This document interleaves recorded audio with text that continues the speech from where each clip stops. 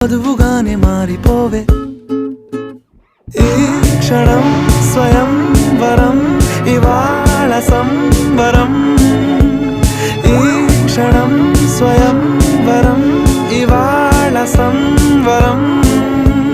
వీడుకోలు లేని తోడు అంది స్వాగతం ఈ క్షణం స్వయం వరం ఇవాళ సంబరం